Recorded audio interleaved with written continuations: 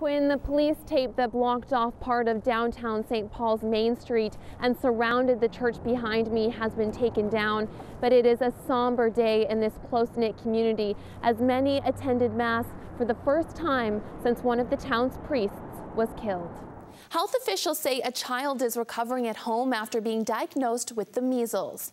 It's the second confirmed case in the Edmonton zone in the last month, but as Fletcher Kent reports, it's where this patient has been that has AHS issuing a warning. Officers are asking anyone who has information on this crime to come forward and contact police. Now, just to give you an idea of the extent of the damage, we'll just take a walk through the northwest corner. You can see that they have already begun repairs, but more than 60 monuments were damaged, with many tombstones toppled or shattered, urns destroyed, and many personal items strewn across the grounds.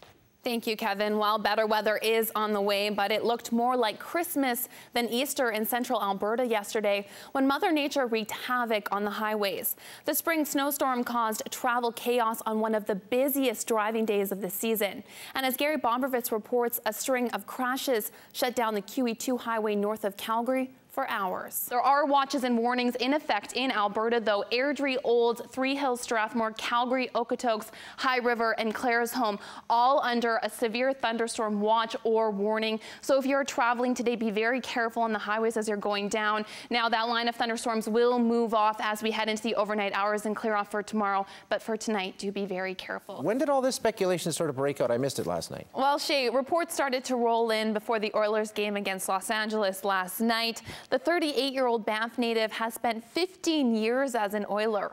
He was drafted 6th overall by Edmonton in the 1994 NHL entry draft. The left winger spent 12 seasons in the City of Champions. My faith is restored. I thought we would never see high 20s. Really, yeah, that's the point that I was at. I thought we were never. We wouldn't see 20, so so I'm really happy to see those. Especially for May long weekend, because it really does go either way. I can tell you, every single May long weekend I've ever tried to go camping, and I'm already not very good at camping, it's always snowed. Every single time. And now it's not, and you're working. Exactly. Aww.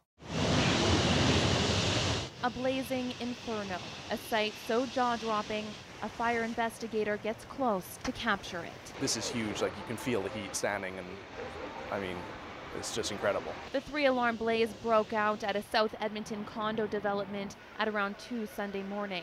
Once a fire gets rolling into a building of this size with this much of a fuel load, you know, it's very, very hard to stop it. Thick smoke billows from the 4-story wooden structure, which was still in the framing stages of construction.